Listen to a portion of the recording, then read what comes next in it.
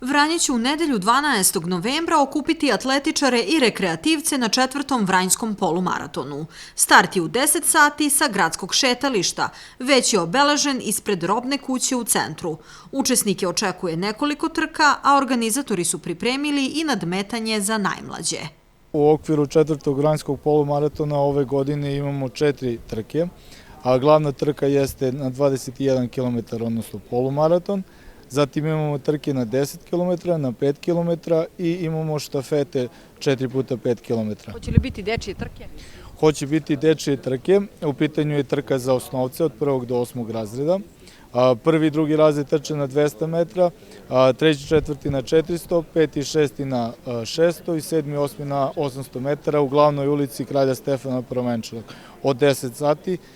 Pozivamo ovim putem sve Vranjance da dođu i da podrže trkače i pozivamo da dovedu svoje osnovce da trče svoju trku takođe koja počinje od 10 sati u ulici Kralja Stefana Prvenčanog. Samu manifestaciju je podržao grad Vranje i ovom prilikom se ispred kluba zahvaljujemo gradu na podršci i svojoj neophodnoj pomoći i svim javnim preduzećima koji su uzeli učešće u organizaciji ove trke. Takođe, trka jeste malo kompleksna što se tiče zatvaranja ulica, saobraćajnica i ovom prilikom molimo naši građane na razumevanju i strpljenju dok traje trka, da izađu na ulici, daju podršku svim trkačima, to je itekako važno za nas trkače. Na samoj trasi biće 2 okrepne stanice gde će trkači imati posluženje u vidu vode, napitaka, voća, znači te neophodne okrepe koje je potrebna. Gde tačno? Jedna okrepa će biti ovde na uglu Karađorđeve i Ive Lole Ribara ulice, a druga u visini tehničke škole. Svaki učesnik plaća startninu u iznosu od 1800 dinara i dobija startni paket.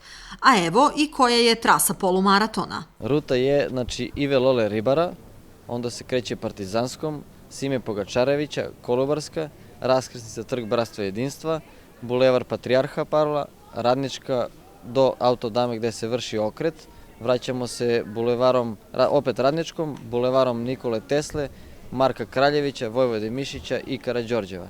I te ulice će biti zatvorene u nedelju od 10 do 13 časova. Kotizacija je koštala 1800 dinara, u cenu ulaze startni broj, odnosno elektronsko merenje vremena, uračunata je i dry fit majica, koja je za sve trkače neophodna je zbog lakšeg trčanja. U startnom paketu smo se izborili od sponzora smo dobili energetski napitak koji je vrlo bitan za hidrataciju pre trke i energetska čokoladica koja isto daje energiju da bi trkač mogao da izdrži tako veliki napor. Organizator 4. po redu Vranjskog polumaratona je atletski klub Vranjski maratonci i turistička organizacija pod pokroviteljstvom grada Vranja.